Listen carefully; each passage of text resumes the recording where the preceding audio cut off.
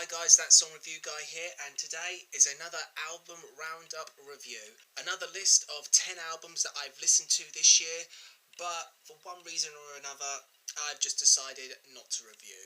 This album has been pretty much lauded by almost every single critic under the sun. Mvula, she's one of these people that has been hailed as one of the UK's more underappreciated artists, but the album, for me, is the same issue that I had with Santa Gold's new album.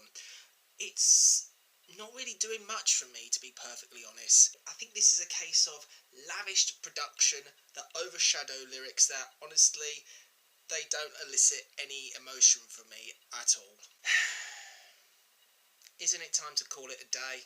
Take the previous comment that I made about Blink-182, and I think it applies with this group. It's no longer the 90s, the best of this group have long gone, but I will admit, Dark Necessities is a pretty damn good track. For me, this group suffers from the Kasabian effect. It was fun to start with, but we are on a rapid decline. And if I was to summarise this album in one word, it would be boring. It's fine, I guess. It's largely forgettable, nothing sticks on multiple listens, and to be honest, that's this album in a nutshell. It just lacks memorability.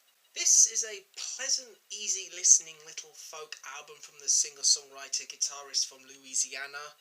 The instrumentals are steeped in Americana, and it's all very cute and humbling to listen to, but considering the mindset and the place that Dylan was in during the writing process, for the uninitiated, and I didn't know this at the time, he was recovering from a bad bout of drinking and rough living, it kind of brings you down with him, but it doesn't really offer anything fulfilling by the end. I much preferred this group's sound when their lyrics had a bit of backbone to them, and they weren't so corny and cliched at points, and that their instrumentation didn't come off as simplistic.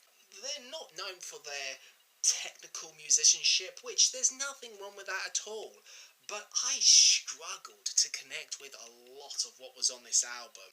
It's a fine little indie pop album, but after the first track, they really peaked a little too early. I remember the opener, and that's pretty much about it, to be honest. If there was one word that I would use to describe this album, it would be inconsistent. It's your usual producer-led album with its myriad of guest features, not a lot of commercially huge names, yet still prolific enough in their own rights. A handful of songs do stand out. I like Craig David's feature on this album. In fact, I think he's responsible for the best song on this album. Vic Mensa and Fonte are all very good as well, but for the most part, the guest features and even the instrumentation to a degree don't stick in the memory. I look at the song titles and I struggle to remember anything about those tracks. Even the instrumental-only songs don't really last in the memory for me. I really like the fact that this duo use a lot of organic instruments on this album, and that does result in some good sounds, and there are a handful of standout tracks that are noteworthy. In particular, Seismic Waves, No Biggie, Everything, and Won't Look Back, featuring Kim Manning. But I don't get a sense of urgency or excitement from the instrumentation all that often, and nor do I feel that Slug sounds enthused in a fair portion of the songs. Tracks 2 through to 4 are very noticeable. Sugar is pretty weak, and anybody that I've known almost sent me into a coma. It's that dull. For a year where hip-hop has been very strong and the genre has pumped out some truly incredible albums, this one feels like it lacks a lot of memorability, and to be honest, that's a problem with a lot of albums that appear in this video.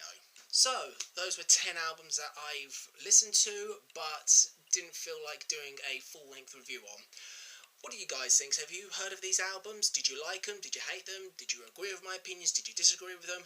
However you feel, as always, leave your opinions in the comment section below. I welcome every single opinion, even if it's to tell me to go fuck myself, which I had one of those recently. That was pleasant.